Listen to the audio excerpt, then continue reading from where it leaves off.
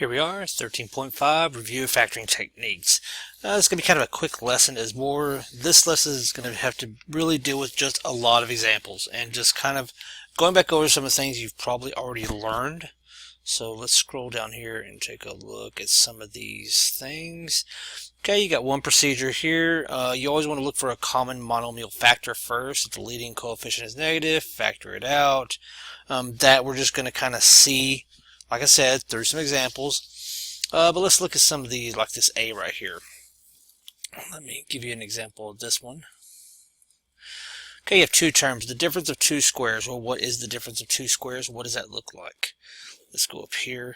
Difference of two squares is you're going to have something that looks like this.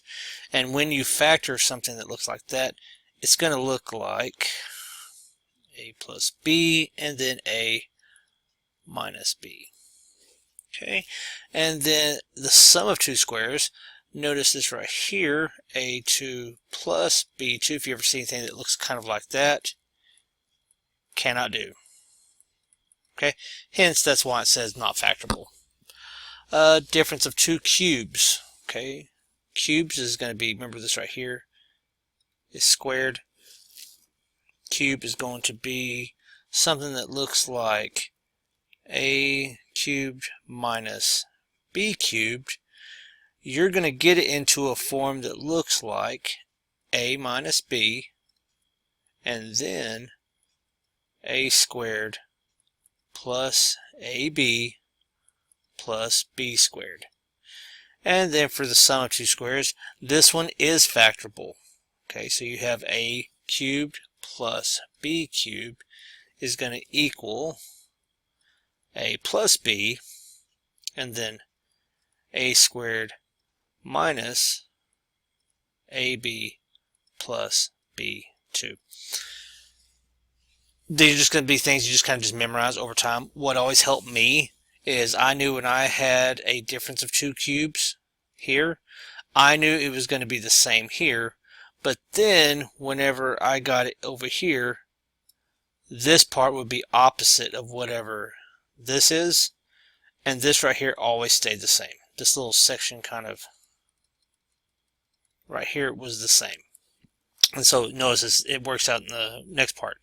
You got a positive, positive, and then opposite. So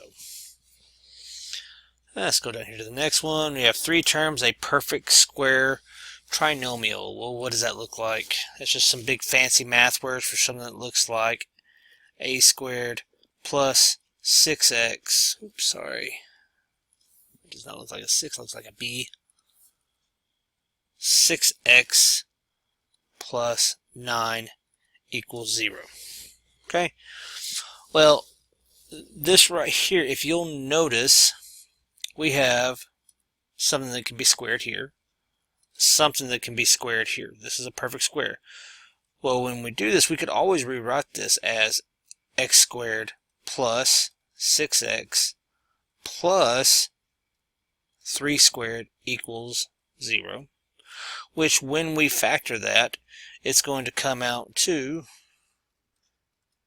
x plus 3 squared, which sometimes, if you're not paying attention, you're going to end up with something that's going to look like this, which if you decided to distribute everything here and did everything all backwards, then you would end up getting back to your original equation there. Okay, I think this is kind of done with the examples on this one. Like I said, I'm going to do like 4 or 5 examples. We're going to do plenty in class. AC method, multiply AC. You're going to see all this, I promise. 4 terms. Won't be doing a bunch of those. I wouldn't worry too much, but there will be a couple that we might have to see. So, alright, let's just jump right into some examples on this one. It works out so much better that way.